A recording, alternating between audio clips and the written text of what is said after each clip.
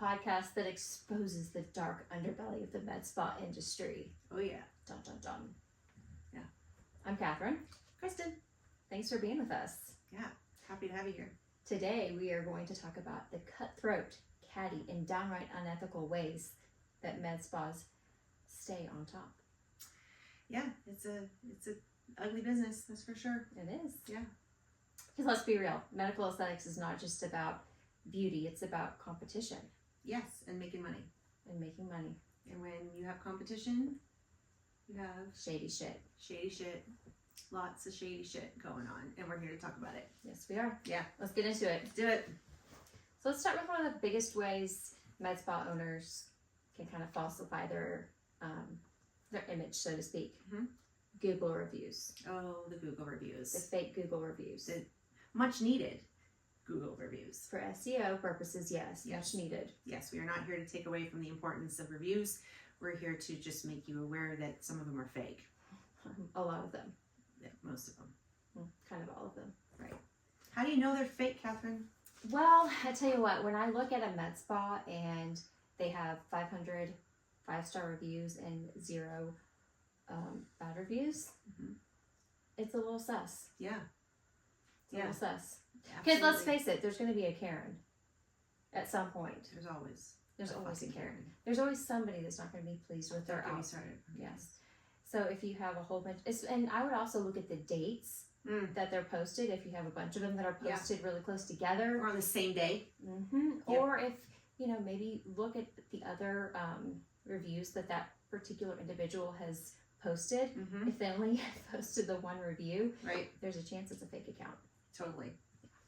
Pretty good. And then there's the fact that we sometimes give incentives for doing the reviews. Oh, but you shouldn't. I know. I've been guilty of it as a practice manager, though, giving, some kind of discount because we were thankful for someone. I know. I didn't know until Google came and, did the slap on the hand. Google came for you, or the Texas Medical Board? Google. Look at ya. Yeah. I just got the nasty don't do that again type thing. Yeah. But they did shove some of the best positive reviews that we had down and brought the negative ones up. Oh. So that was the first thing that people saw. So that kind of sucked a little Kind of bit. defeats the whole purpose. Yeah, it does. It wasn't worth it. But now that you know, I never did it again. Well, once you know, you know. Yeah. There's also the other thing that we talked a little bit about last time, the before and afters. Oh yes, let's talk about those. But what we do with them, or what injectors sometimes do with them. What do they do with them? We definitely edit, in my opinion. Yeah. No. Facetune, filters, all the things to make it look like something it's just not. That's some shady stuff right there. I think it's false advertisement. Pretty much. Yeah. So I know that, a good standard practice is to have a lookbook and have your subject facing the same direction, having the same lighting, same hopefully room, so those are some things that consumers can look for, right? Right. Yeah. What are some red flags? Red flags would be inconsistent, obviously. Like the lighting looks totally different in right. pictures. Right. Like one looks like she just went from, being pale as a ghost to being completely like she went to a tropical island. Or how about, I love this, when I see before and afters and there's no makeup in the before and they've got a full face of makeup. Full face of makeup, yeah. Yeah. Or there's also sometimes when they get other treatments done. They've had a hydrofacial, they've had microneedling done, so they're maybe a little bit more red, and then you get, you feel as though they've had injections done only, but really they've had other things too to make the injections look even better. Does that make sense? Yeah. Yeah. Yep. So it's a thing for altering the pictures for sure. And I know injectors will probably have something to say about it because you have every right to edit them so they look right and, represent your art. But I think you go too far sometimes. Yeah. And to that point, I think it's hard to get good before and afters, and you also have to get consent from your patient. So yes. I acknowledge that it is hard. However, your before and afters are your bread and butter in this industry. Right. That is how you are going to get and keep your clients. Yep. So if you aren't good at getting before and afters, you need to quickly get a lot better. And if you're an injector who works for a corporation, that consent form is for the corporation, not for that particular injector. You so can't use it on your personal account. If you leave, that consent does not follow you. That's correct. So if somebody wanted to get sneaky and come after you because they get mad at maybe your Botox didn't work that time or something like that, that's something they have some ammo with. Yep. Yeah. Let's talk about something that should scare you. Injectors are often financially motivated to overtreat patients. Amen. Let's talk about that. Yeah, well, that was my background. All the injectors were given bonuses or commission for doing well and doing more, because more is more, right? Doing well, what does that mean? Doing well as in bringing in the money. So not necessarily doing well by like what the patient looks like. Right, the standard was always about the money. It's always about the money. So the bigger the dollar amount, the bigger the injection price. You know, if you had 9 fillers versus 1, there was always that, oh, are we going to get to goal? I think a red flag for me is whenever you go in for a consultation. Let's say they're running a special, a limited time offer. The buy 2 get 1. Yeah, and your treatment plan just happens to fall within that range. Right. What that usually signals to me, having been on the sales side of it, is they've got some filler that's about to expire and they need to move it fast. Right. And since you worked with filler and you've, you know, obviously been a part of a huge pharmaceutical company that represents it, is expired filler dangerous? Not necessarily, but when I'm paying, you know, $800 a syringe for it, Yeah. I want to have something that's fresh off the truck. I don't want milk that's about to curdle. You know what I mean? Absolutely. Not that, you know, It's going in your face. Yeah. Yeah. So I want to have that assurance that it's, you know, it's fresh. Yes, I think you have every right to have that. Yeah. It's a huge investment. And at the same time, I think that's what, you know, that's our due diligence in the industry. I think bottom line, if you want to have a treatment done on your face, if you want to have something done, you do your research and you have it done in your time.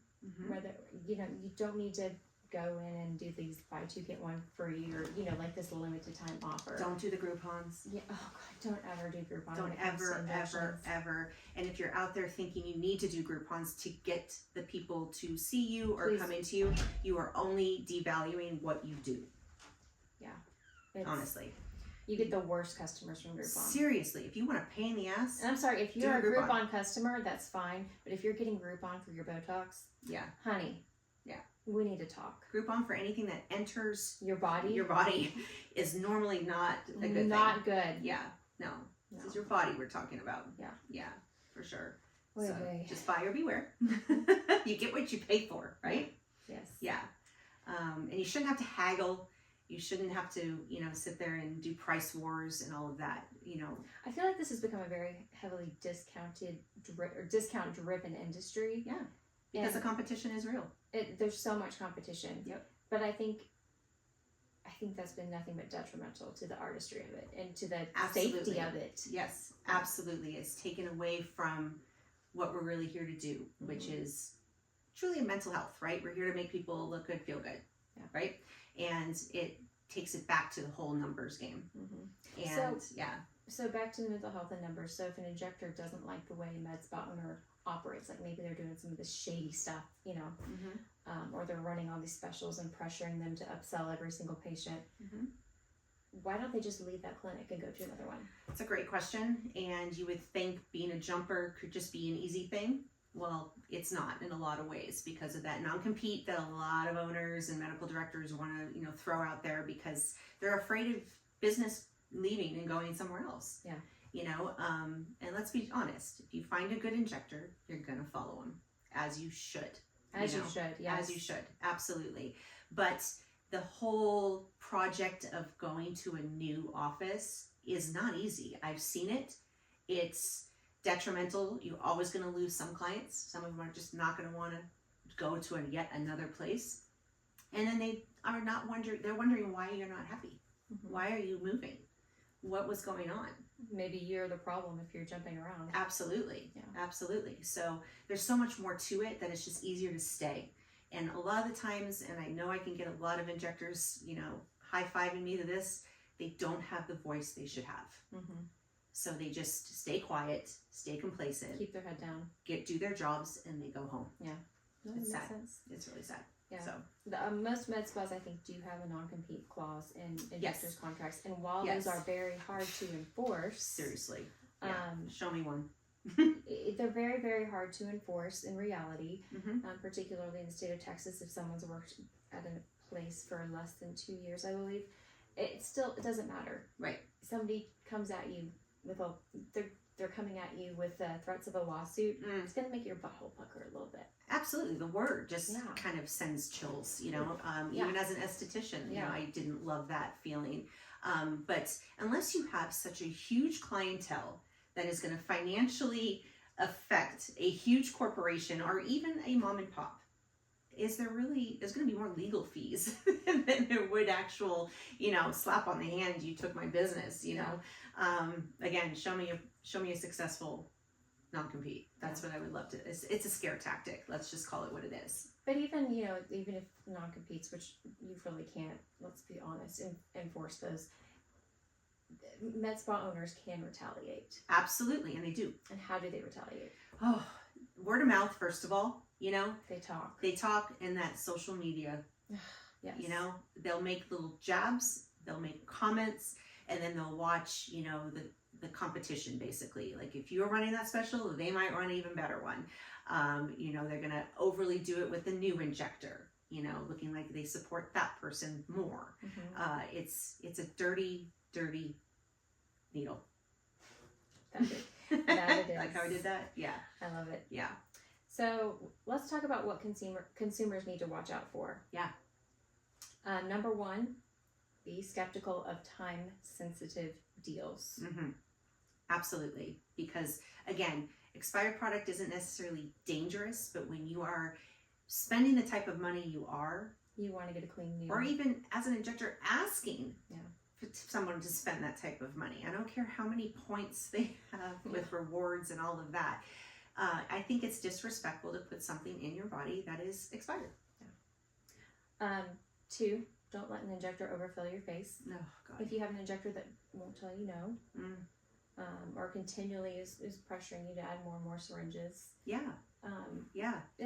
a red flag. It is. And I understand that the definition of too much is relative. Everyone has a different definition of what and how they want to look. And we are not here to say one is right or wrong. Absolutely not. If you feel beautiful, it's good, right? But when you know, as the injector or as the professional, especially medical professional, that just is going to look like bad advertising for me as an injector, don't do it. I know patient happiness is so important, but is it worth that negative reputation?